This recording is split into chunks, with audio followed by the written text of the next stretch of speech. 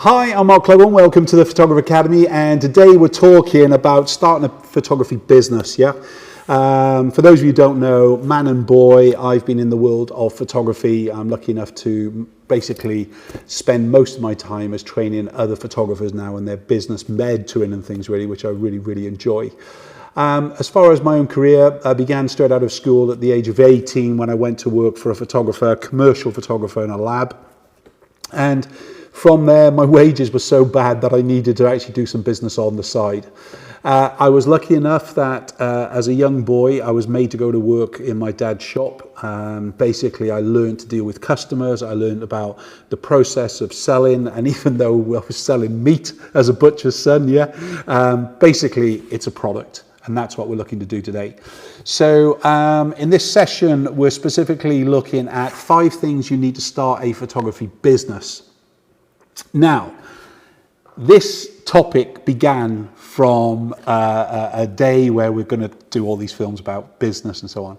So basically, I asked Brandon to put something together, and I went, what's the 5 things you need to actually start a business, Now, he either jumped on Google or he went somewhere, but he's come up with these 5 things, all right?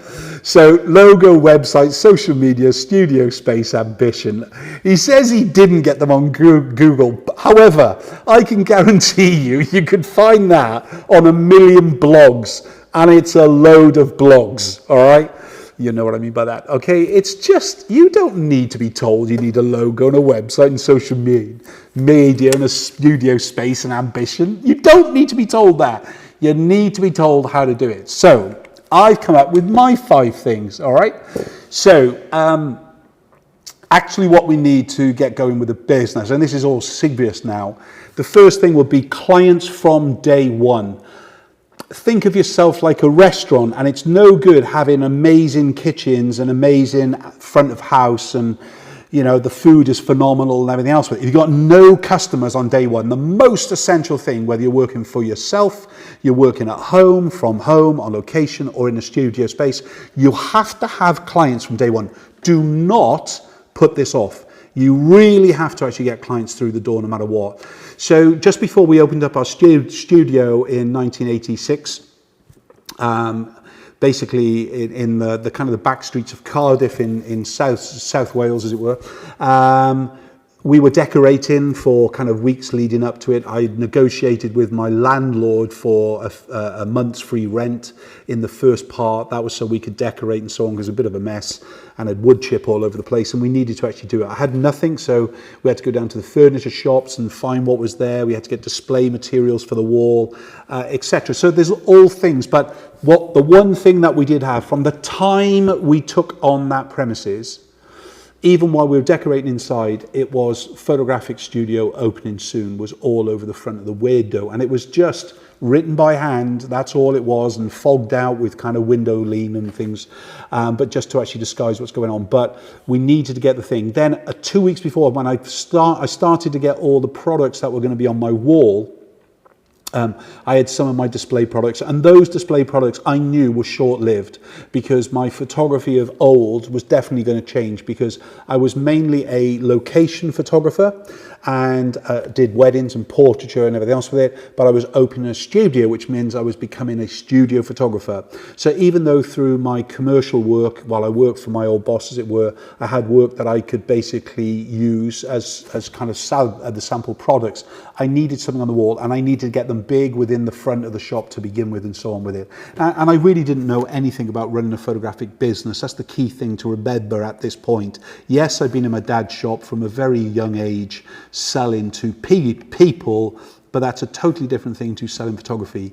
Yes, I've been in the world of photography for almost 2.5, 3 years, in fact, till we opened up our own studio. That's my wife and I. Basically, the business I worked for was a commercial business, had nothing to do with the public in any way at all within things. So again, it was completely beginning from scratch. So the first thing that I did, though, is I needed to make sure that I had clients. So my adverts were set to run and everything else. I was accumulating clients and bookings and so on, telephone now to make a booking and so on with it. So again, it's essential for the business to work that you don't delay getting clients through the door. I know you're going to feel like you've got to ease yourself into it, but need and greed. At that point, Debbie and I didn't have any money. We had 2 young kids and we needed to actually make a living from this. And even though I kept my day job, and then I used to go down to the studio to actually start the kind of the second shift of the day, as it were, in studio. So I did my day job from 8 till 4, and then I basically, which was working for the commercial photographer, and then I used to actually start my sessions from 5 till 8 o'clock at night and things really. So clients from day one, in whatever way you can physically get them, poster in the window, social media ad, whatever you're going to do, you need clients coming through your door no matter what, okay? And they're not as hard to get through the door as you may think they are, and we prove this time and time again through our experience group.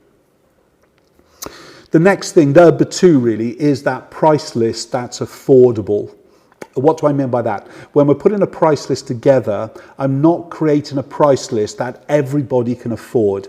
I have to accept that 20% of clientele coming through my business probably will not be able to afford to spend a huge amount of money.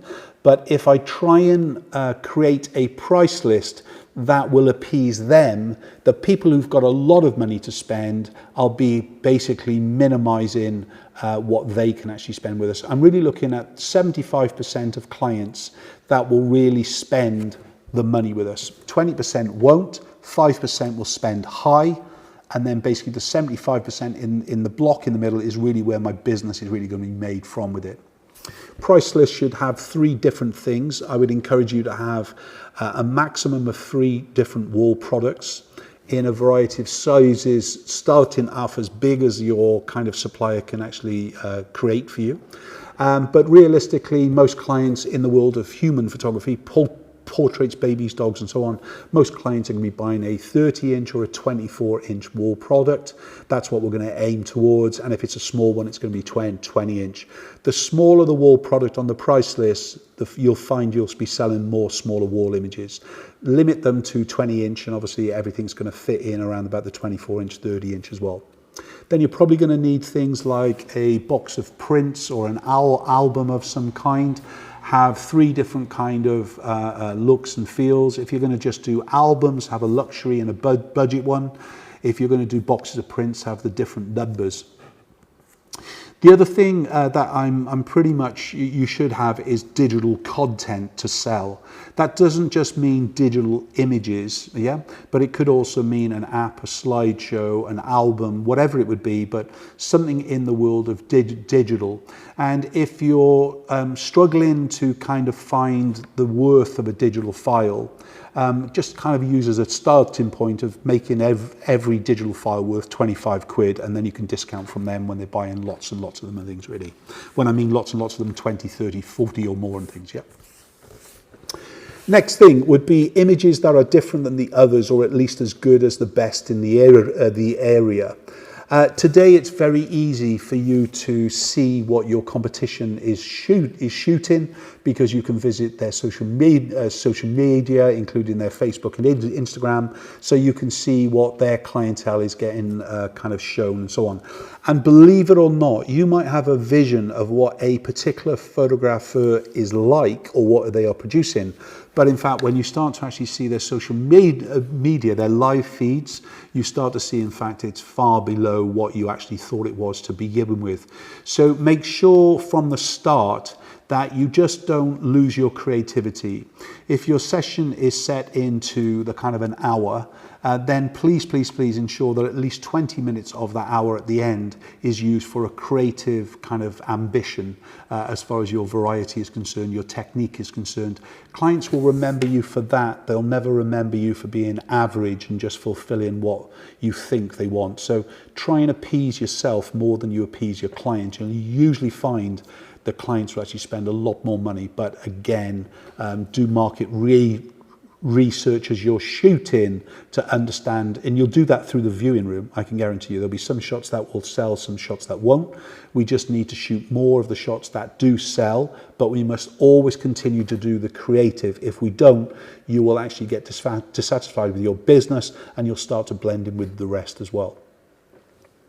People skills, number 4. Yeah, you know, it's very easy to throw that out there. But I am a warm fuzzy on a good day, and I'm a very cold prickly on another. What does that mean? It means on a good day I can be a nice guy. Brandon knows this. Yeah, I can have a joke and a laugh and everything else.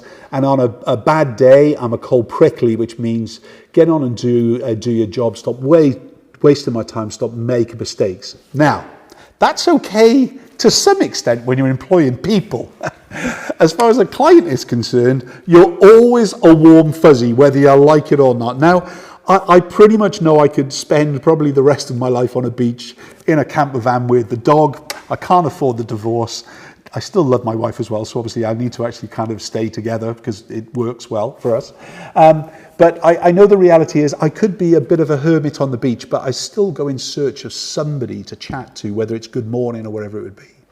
People skills are essential. Even if you're a commercial photographer, you need to actually at least want to spend time around people, because if you don't, you're going to need somebody in the front of you to really be promoting you instead of actually, you know, you doing a bit of a kind of a bad thing. So if you're not very good around people, you really need to choose a speciality that involves you not being around people. So in other words, like a product photographer or a dog photographer, but even then you're going to be in touch with their owners or the corporate clients or whatever it be. So people skills, develop those, and go and work in a shop for a month, you know, 2 months, 3 months. If you think your people skills are not very good, go and work for free, but just get your experience out there. In fact, I had a really great young assistant who joined me while she was still in school, and she basically only came to work for us because her ambition was to work in the police force. And she was told, even though her grandfather and her father were both policemen, for her to go into the police force straight away then, she needed life experience. And at a very young age, she needed to get out there. And in fact, at 18, when she finished her exams, even though she was involved in photography, they didn't think about a photographic studio being involved with people and dealing with instances and reactions and so on with it. So in fact, she was told by their human resources at the time, I don't know what they were called then, but told to go and work in a shoe shop to basically get life skills, get life experience and dealing and serving people in a relaxed way and everything else with it and things really. So again, people skills absolutely essential.